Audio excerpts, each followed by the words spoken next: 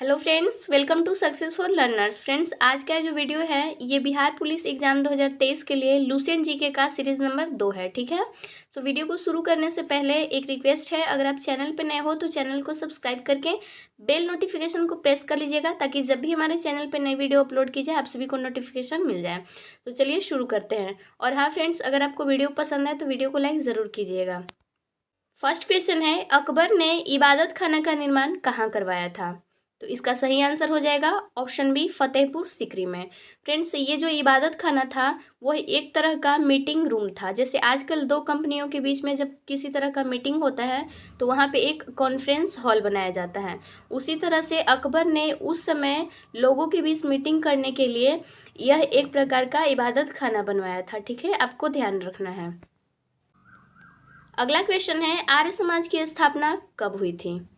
इसका सही आंसर होगा ऑप्शन ए, 1875 ईस्वी में। फ्रेंड्स, 10 अप्रैल 1875 ईस्वी को दयानंद सरस्वती ने आर्य समाज की स्थापना की थी बम्बई में। ठीक है, आपको ध्यान रखना है। अगला क्वेश्चन है, निम्न में से कौन काकोरी कांड से संबंधित नहीं है? तो इसका सही आंसर होगा option C, Suryasen. Friends, Ashfaqulla Khan, Rajendra Lahiri और राम प्रसाद बिस्मिल ये तीनों काकोरी कांड से संबंधित थे, जबकि सूर्यसेन जो थे ये काकोरी कांड से संबंधित नहीं थे। ठीक है, आपको ध्यान रखना है। आपको ये भी ध्यान रखना है, 9 अगस्त 1925 ईस्वी को राम प्रसाद बिस्मिल, अशफाकुल्ला खां और राजेंद्र लाहिड़ी ने उत्तर प्रदेश के काकोरी नामक स्थान पर एक ट्रेन को लूट लिया था, जिसको काकोरी कांड के नाम से जाना जाता है। ठीक है, ध्यान रखना है। काकोरी कांड कब हुआ था? 9 अगस्त 1925 ईस्वी को। चलिए, अगला प्रश्न है, भारतीय संविधान का कौन सा भाग मौलिक अधिकार से संबंधित है? तो इसका सही आंसर हो जाएगा ऑप्शन ए, भाग 3। फ्रेंड्स, भारतीय संविधान का भाग जो 3 है वो मौलिक अधिकार से संबंधित है, आपको ध्यान रखना है। ठीक है, अगला क्वेश्चन है, कुंवर सिंह किस राज्य के जमींदार थे? तो इसका सही आंसर हो जाएगा ऑप्शन बी, जगदीशपुर के। फ्रेंड्स, कुंवर सिंह बिहार राज्य के जगदीशपुर के जमींदार थे, आपको ध्यान रखना है। ठीक है, नेक्स्ट क्वेश्चन है, मगध शासक बिंबिसार का चिकित्सक कौन था? तो इसका सही आंसर हो जाएगा ऑप्शन सी, जीवक। फ्रेंड्स, मगध का शासक बिंबिसार जो था उसका चिकित्सक था जीवक। ठीक है, आपको ध्यान रखना है, इंपॉर्टेंट क्वेश्चन है आपके एग्जाम के लिए। और फ्रेंड्स, अगर आपको वीडियो पसंद आया हो तो वीडियो को लाइक ज़रूर कीजिएगा। अगला प्रश्न है, बिहार में तुर्क सत्ता का वास्तविक संस्थापक कौन था? फ्रेंड्स, देखिएगा यहाँ पे तुर्क सत्ता होगा। ठीक है, तर्क दिया हुआ है लेकिन यहाँ पे तुर्क सत्ता का वास्तविक संस्थापक पूछ रहा है। ठीक है, तो इसका सही आंसर हो जाएगा ऑप्शन बी, इब्न बख्तियार खिलजी।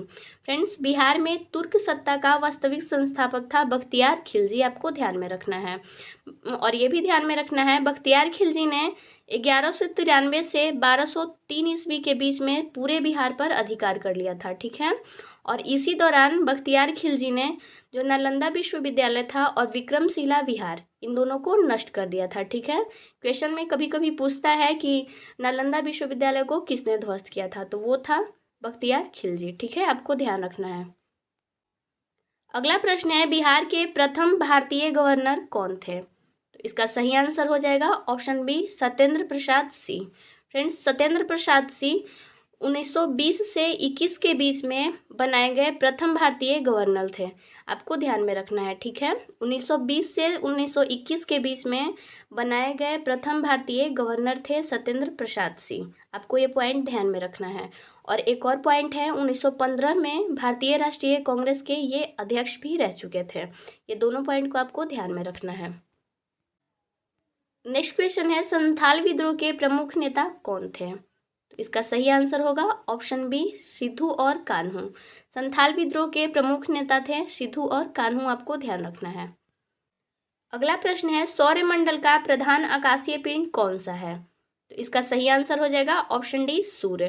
फ्रेंड्स, सूर्य जो है वो सौरमंडल का प्रधान आकाशीय पिंड है, आपको ध्यान में रखना है। ठीक है, और बाकी सारे जो ग्रह होते हैं वो सूर्य की परिक्रमा करते हैं, ये भी आपको ध्यान में रखना है। अगला प्रश्न है, द्वितीय बौद्ध संगीति का आयोजन किसके शासनकाल में हुआ था? तो इसका सही आंसर हो जाएगा ऑप्शन सी, कालाशोक के शासनकाल में। फ्रेंड्स, द्वितीय बौद्ध संगीति का आयोजन हुआ था कालाशोक के शासनकाल में, आपको याद रखना है, इंपॉर्टेंट क्वेश्चन है आपके एग्जाम के लिए। नेक्स्ट क्वेश्चन है, अंतर्राष्ट्रीय न्यायालय का मुख्यालय कहाँ स्थित है? तो इसका सही आंसर हो जाएगा ऑप्शन ए द हेग में। अगला प्रश्न है, बिहार राज्य का कुल भौगोलिक क्षेत्रफल कितना है? तो इसका सही आंसर होगा ऑप्शन सी 94,163 वर्ग किलोमीटर। फ्रेंड्स, 94,163 वर्ग किलोमीटर बिहार का कुल भौगोलिक क्षेत्रफल है, आपको ध्यान रखना है। और एग्जाम में ये भी क्वेश्चन पूछ सकता है कि क्षेत्रफल की दृष्टि से बिहार का भारत में कौन सा स्थान है? तो क्षेत्रफल की दृष्टि से बिहार का भारत में 13वां स्थान है, आपको ध्यान रखना है। और बिहार की जो कुल जनसंख्या है वो है 10,40,99,452। ठीक है। और अगर एग्जाम में पूछे कि जनसंख्या की दृष्टि से बिहार का भारत में कौन सा स्थान है, तो जनसंख्या की दृष्टि से बिहार का भारत में तीसरा स्थान है। ठीक है। अगला प्रश्न है, राजपूत पेंटिंग के लेखक कौन है? सही आंसर हो जाएगा ऑप्शन सी आनंद के कुमार स्वामी।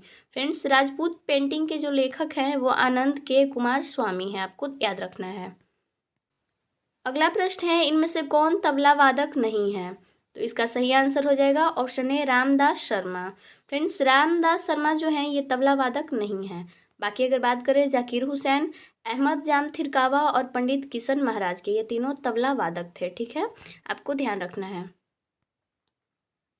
अगला प्रश्न है, मानव शरीर में कुल कितनी पसलियां होती हैं? इसका सही आंसर हो जाएगा ऑप्शन ए 24। मानव शरीर में टोटल 24 पसलियां होती हैं। ठीक है, इंपॉर्टेंट क्वेश्चन है आपके एग्जाम के लिए। अगला प्रश्न है, अंतर्राष्ट्रीय योग दिवस कब मनाया जाता है? तो इसका सही आंसर हो जाएगा ऑप्शन डी 21 जून को। फ्रेंड्स, हमारे देश के प्रधानमंत्री नरेंद्र मोदी ने 2014 में संयुक्त राष्ट्र संघ के महासभा में 21 जून को प्रत्येक वर्ष अंतर्राष्ट्रीय योग दिवस के रूप में स्वीकार करने का आह्वान किया था। ठीक है, उसी समय से प्रत्येक वर्ष 21 जून को अंतर्राष्ट्रीय योग दिवस के रूप में मनाया जाता है। ठीक है, आपको ध्यान रखना है। अगला प्रश्न है, योग के संबंध में प्रमुख ग्रंथ योग दर्शन के लेखक कौन है? तो इसका सही आंसर होगा option A Maharshi Patanjali. Friends, योग ग्रंथ योग दर्शन के जो लेखक हैं वो है महर्षि पतंजलि। ठीक है, आपको ध्यान रखना है। अगला प्रश्न है, भारत छोड़ो का नारा किसने दिया था? तो इसका सही आंसर होगा ऑप्शन सी यूसुफ मेहर अली। यूसुफ मेहर अली ने भारत छोड़ो का नारा दिया था, आपको याद रखना है, इंपॉर्टेंट क्वेश्चन है आपके एग्जाम के लिए। अगला प्रश्न है, गदर पार्टी का गठन किसने किया था? तो इसका सही आंसर हो जाएगा ऑप्शन डी लाला हरदयाल सिंह। फ्रेंड्स, 1 नवंबर 1913 ईस्वी को संयुक्त राज्य अमेरिका में स्थित सैन फ्रांसिस्को में पंजाब के महान क्रांतिकारी जो लाला हरदयाल सिंह हैं, उन्होंने बरकतुल्ला के सहयोग से गदर पार्टी की स्थापना की थी। ठीक है, आपको डेट याद रखना है। गदर पार्टी का स्थापना हुआ था 1 नवंबर 1913 ईस्वी को। क्वेश्चन में अगर पूछे कि किसने किया था, तो लाला हरदयाल सिंह ने किया था। कभी कभी एग्जाम में यह भी पूछ सकता है कि किसके सहायता से गदर पार्टी की स्थापना करी थी, तो वो व्यक्ति थे बरकतुल्ला। ठीक है, आपको सारा पॉइंट को ध्यान में रखना है।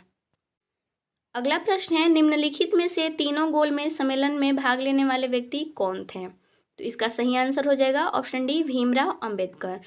फ्रेंड्स, आपको ध्यान रखना है 1930 से 1932 ईस्वी के बीच में इंग्लैंड में 3 गोलमेज सम्मेलन का आयोजन हुआ था और इस सम्मेलन में भारत की ओर से भाग लेने वाले व्यक्ति थे भीमराव अंबेडकर।